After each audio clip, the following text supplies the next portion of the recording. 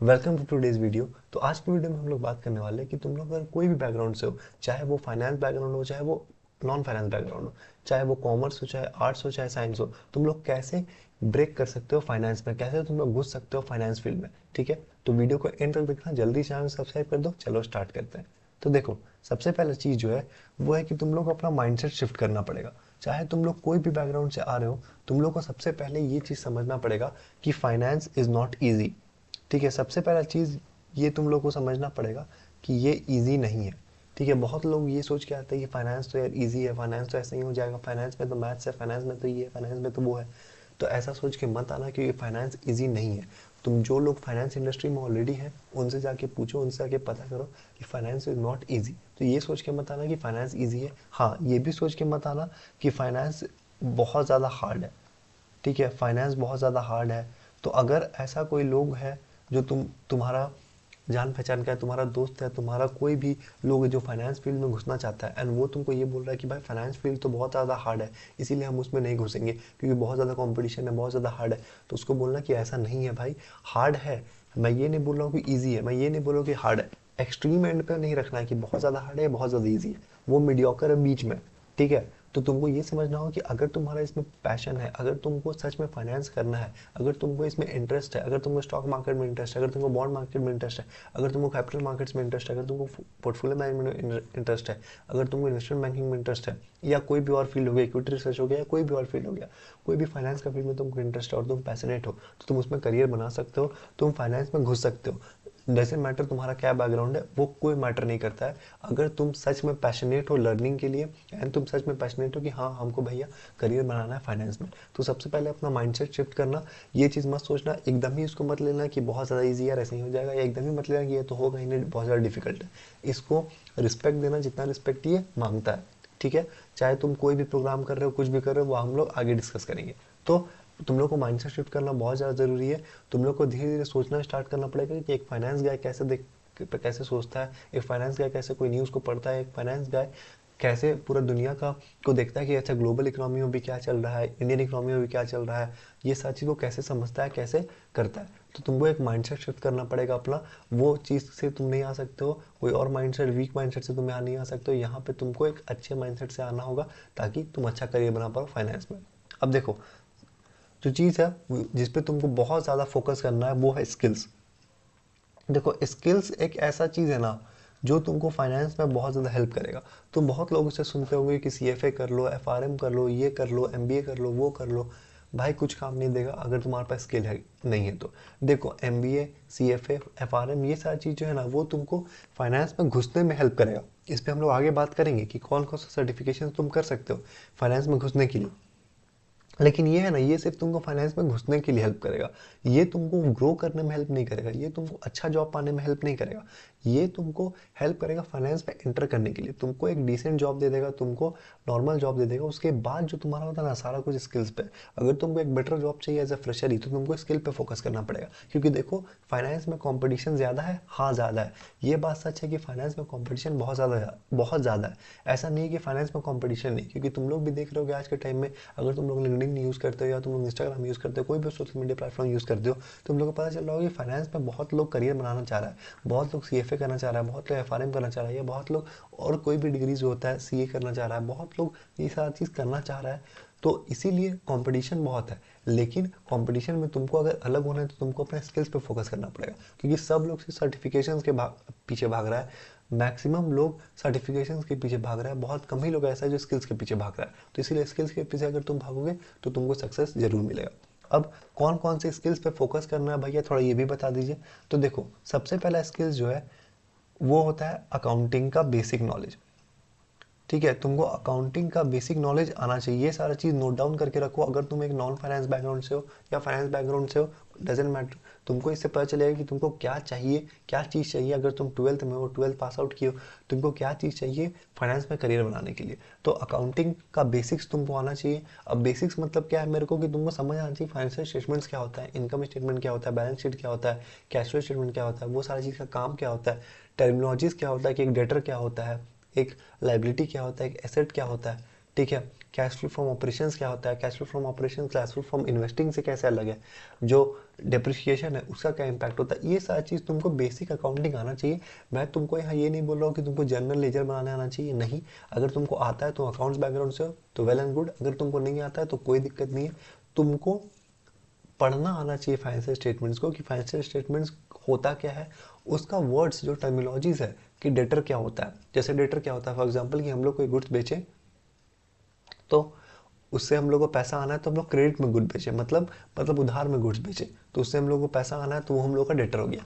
तो ऐसे करके तुमको समझ आना चाहिए सारा टर्मिनोलॉजी जो भी है, एसेट्स है, लायबिलिटी है, कैश फ्लो है, ये सारी चीज़ क्या है, ठीक है। प्रॉफिट एंड लॉस स्टेटमेंट क्या बताता है, बैलेंस शीट क्या बताता है, ये सारी चीज़ तुमको बेसिक नॉलेज होना चाहिए। तो अकाउंटिंग का तुमको बेसिक नॉलेज होना चाहिए, जो कि तुम कहीं से भी फ्री में सीख सकते हो।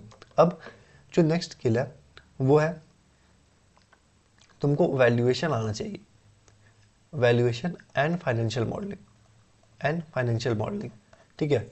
वैल्यूएशन और फाइनेंशियल मॉडलिंग में वो आना चाहिए। ये देखो तुम लोग धीरे धीरे स्टार्ट कर सकते हो।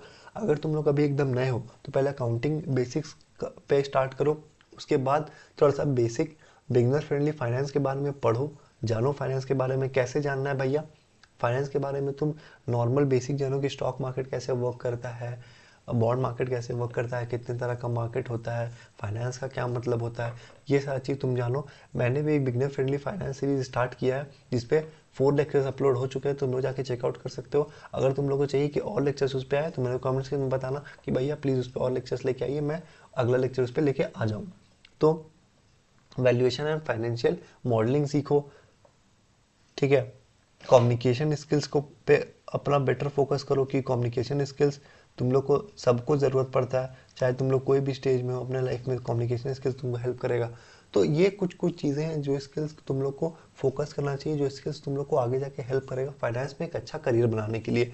तुमको सबसे मेन स्किल क्या होता है फाइनेंस में पता है, जो तुमको कोई नहीं बोलेगा, कि कोई भी वीडियो में तुमको नहीं मिलेगा कि भैया ये स्किल्स इंपॉर्टेंट होता है। जो मेरे को लगता है कि बहुत ज़्यादा इंपॉर्टेंट है फाइनेंस में, वो होता है रीडिंग हैबिट। देखो फाइनेंस में अगर तुम घुस रहे हो तुमको रीडिंग हैबिट होना चाहिए।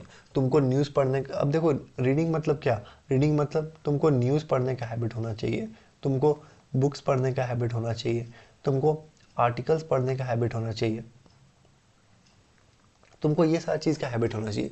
तुमको एक रीडिंग हैबिट डेवलप करना होगा धीरे धीरे करके। मैं ये नहीं बोल रहा हूँ कि डे 1 से तुम सब कुछ पढ़ दो, वो यहाँ पे बात नहीं हो रहा है। यहाँ पे ये बात हो रहा है कि धीरे धीरे करके तुमको एक रीडिंग हैबिट डेवलप करना होगा, क्योंकि तुम कोई भी फील्ड में जाते हो ना, तुमको फाइनेंस फील्ड में ना बहुत ज़्यादा तुमको रीडिंग हैबिट का रिक्वायरमेंट होता है। चाहे तुम इक्विटी रिसर्च में जा रहे हो, इक्विटी रिसर्च में पूरा रीडिंग है, तुमको दिन भर कंपनी के बारे में पढ़ना है। चाहे तुम इन्वेस्टमेंट बैंकिंग में जा रहे हो, तुमको सारी चीज़ के लिए अपडेट रहना पड़ता है ना यार। इंडस्ट्री के बारे में जानो कैसे तुम, ठीक है। कोई इंडस्ट्री में तुम वर्क करने जा रहे हो तो उसके बारे में जानो कैसे, उसके बारे में रीड करके, ठीक है। वो इंडस्ट्री कैसे चलता है उसके बारे में समझ के, समझोगे कैसे, रीड करके।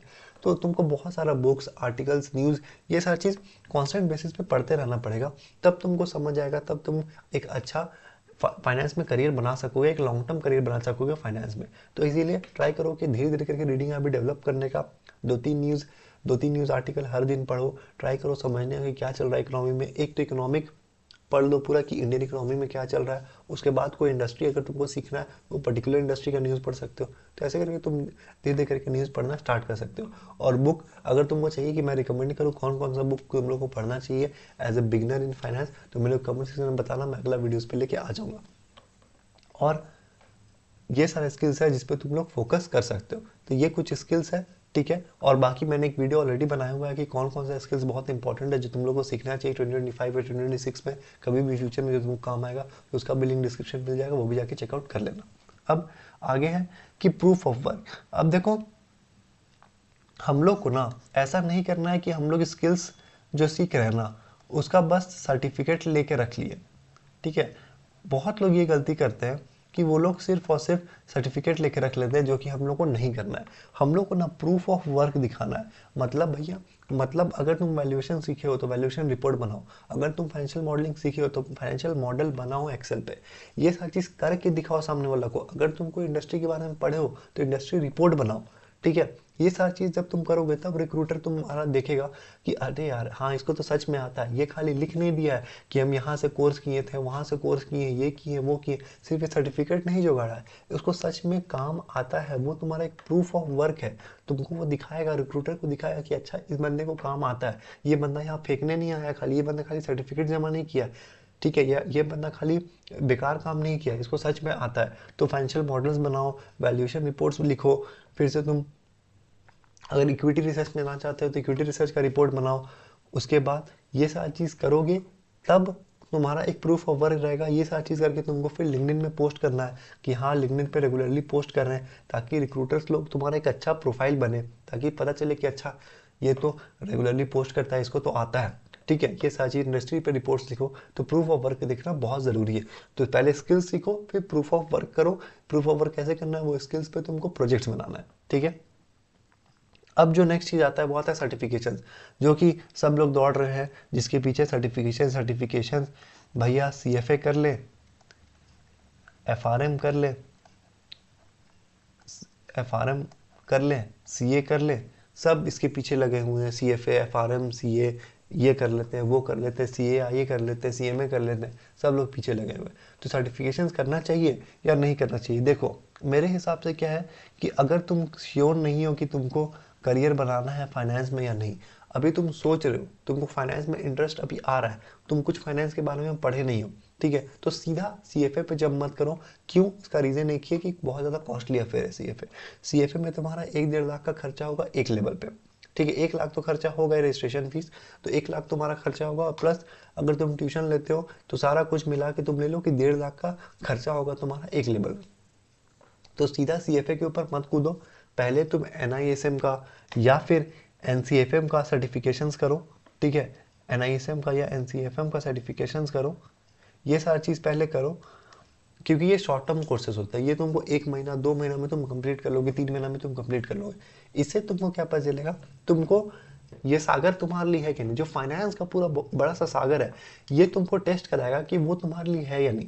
देखो जरूरी नहीं है कि सबके लिए फाइनेंस बनाओ, सबका इंटरेस्ट जरूरी नहीं हो सकता, तुम्हारा इंटरेस्ट ज़्यादा मार्केटिंग में हो, तुम अभी डिसाइड कर रहे हो कि हमको फाइनेंस में जाना है या नहीं जाना है। अगर तुम श्योर हो कि हमको तो फाइनेंस में जाना ही है भैया, तो तुम CFA सीधा करो। NISM NCFA को तुम कर सकते हो, वो तुम्हारा वैल्यू ऐड करेगा रिज्यूमे में, लेकिन फिर तुम CFA के लिए जा सकते हो, कि CFA एक लॉन्ग टर्म कोर्स है, 2 साल 3 साल का कोर्स है, तुमको तो 3 साल लगेगा उसमें, अगर तुम फर्स्ट अटेम्प्ट में सारा कुछ क्लियर कर लेते हो तो इसीलिए तुम अगर श्योर नहीं हो कि तुमको फाइनेंस में जाना है या नहीं, तो उसके लिए तुम NISM NCFA में सर्टिफिकेशंस करके देख सकते हो पहले। इससे तुमको एक हेल्प मिलेगा, इससे तुमको एक समझ आएगा कि हाँ यार हमको फाइनेंस में करियर बनाना है या नहीं बनाना है। तो सर्टिफिकेशंस करना चाहिए या नहीं? तो मेरे हिसाब से सर्टिफिकेशंस करना चाहिए, क्योंकि सर्टिफिकेशंस तुमको एक अच्छा एज देता है बाकी लोगों से जो सर्टिफिकेशंस नहीं किया। लेकिन सिर्फ सर्टिफिकेशंस नहीं करना चाहिए ओनली। अगर तुम मेरे को बोलोगे कि भैया ओनली सर्टिफिकेशंस, तो नहीं, ओनली सर्टिफिकेशंस नहीं करना है तुमको, सर्टिफिकेशंस के साथ साथ अपना स्किल्स भी पे ध्यान देना है। अगर तुम सर्टिफिकेशंस प्लस स्किल्स पे फोकस करते हो तब तुम फिर अनस्टॉपेबल हो जाओगे, ठीक है। तो सर्टिफिकेशंस एंड प्लस स्किल्स, सिर्फ सर्टिफिकेशंस नहीं, सर्टिफिकेशंस प्लस स्किल्स, ठीक है। तो ये चीज़ बहुत इंपॉर्टेंट है, इस चीज़ पर फोकस करो। CFA करना है CFA करो, FRM करना है FRM करो, जो भी करो सारा वीडियो मेरे चैनल में मिल जाएगा। अगर तुमको डाउट है कि CFA में क्या होता है, FRM में क्या होता है, सारा मेरे चैनल में जाके चेकआउट कर सकते हो, तुमको सारा वीडियो उस पर मिल जाएगा।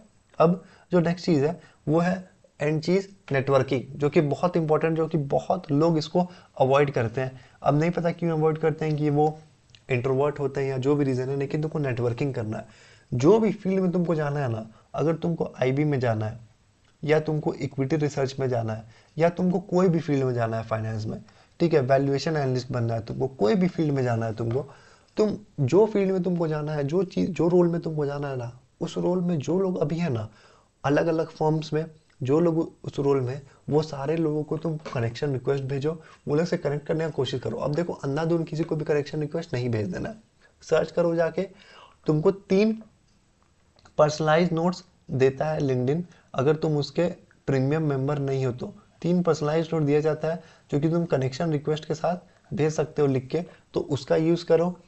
3 ऐसे आदमी को पकड़ो जो कि तुमको लगता है कि ये एक अच्छे पोस्ट पे है, या ये एक बढ़िया पोस्ट पे है, जिस पोस्ट में हमको जाना है या वहाँ तक जाने के लिए हेल्प कर सकते हैं, उनको पकड़ो और वो लोग को पर्सनलाइज नोट लिखो कि भैया आपके आपके जर्नी से हम बहुत ज़्यादा इंस्पायर हुए हैं, आपसे हम कनेक्ट करना चाहते हैं, सीखना चाहते हैं। ऐसे करके तुम इंग्लिश में अच्छे से लिख सकते हो। ये सारी चीज़ तुम चैट जीपीटी से करवा सकते हो। तो ये करो, जिस भी रोल में तुमको जाना है उस रोल वाले से तुम कनेक्ट करो और वो लोग से रिलेशनशिप बिल्ड करो। सीधा जॉब का बात नहीं करना है, कनेक्शन करो, आराम से रिलेशनशिप बिल्ड करो। ठीक है, तो नेटवर्किंग करो, जानो कि वो लोग जो काम कर रहे हैं, जो रोल में तुमको जाना है, उस पर क्या क्या स्किल्स रिक्वायर्ड होता है, क्या क्या तुमको अभी से करना चाहिए ताकि तुम वो रोल में लग सको, क्या क्या तुमको अभी से तैयारी करना चाहिए ताकि तुम वो रोल में रख सको, तुम्हारा रिज्यूमे कैसा दिखना चाहिए ताकि तुम्हारा वो रोल में रिज्यूमे सेलेक्ट हो जाए, तुम्हारे में टेक्निकल क्वेश्चंस क्या पूछा जाता है, तुम्हारे में और क्वेश्चंस क्या पूछा जाता है। ये सारी चीज़ तुम समझो, वो लोग से धीरे धीरे बात करके एक रिलेशनशिप बिल्ड करो वो लोग से। एक ही बार में सब कुछ तुमको नहीं पता चलेगा, लेकिन धीरे धीरे करके तुम जब रिलेशनशिप बिल्ड करोगे तो तुमको पता चलेगा कि हाँ यार, इतना सारी चीज़ मेरे को समझ आया। क्योंकि एक आदमी जो तुम्हारे रोल में काम कर रहा है, जो रोल में तुमको जाना है, उसको फार बेटर पता होगा एज कम्पेयर टू कोई और आदमी से। ठीक है, तो इसीलिए नेटवर्किंग बहुत इंपॉर्टेंट है। खास करके अगर तुम एमबीए नहीं कर रहे हो तो नेटवर्किंग के अलावा तुम्हारे पास कोई ऑप्शन नहीं रहता है। क्योंकि सीएफए एफआरआई में मेरे को नहीं लगता है कि तुमको जॉब वो लोग प्रोवाइड करता है ले जाके, तुमको खुद से फाइट करना पड़ता है जॉब के लिए। तो इसलिए नेटवर्किंग पे उतना ही ध्यान दो जितना तुम अपना एग्जाम पे ध्यान दे रहे हो। स्टार्टिंग में कम करो, धीरे धीरे करके नेटवर्किंग बढ़ाओ, ट्राई करो ज़्यादा लोगों से कनेक्ट करने का, ज़्यादा लोगों के पोस्ट से इंगेज करने का, ऐसे करके ट्राई करो नेटवर्किंग करने का। और तुम लोग मेरे को बताना नेटवर्किंग के ऊपर, अगर तुम लोग को एक सेपरेट वीडियो चाहिए कि कैसे भैया कनेक्शन रिक्वेस्ट भेजे, क्या करे, कैसे अप्रोच करे, कैसे बात करे, तो मेरे को कमेंट सेक्शन में बताना, मैं अगला वीडियो उस पर लेके आ जाऊँगा। और मेरे को कमेंट सेक्शन में ये भी बताना तुम लोग की वीडियो कैसा लगा, पसंद आया तो लाइक कर देना, चैनल को सब्सक्राइब कर देना, क्योंकि हम लोग का अमेजिंग वीडियोस हर वीक आते रहता है। तब तक के लिए साइनिंग ऑफ।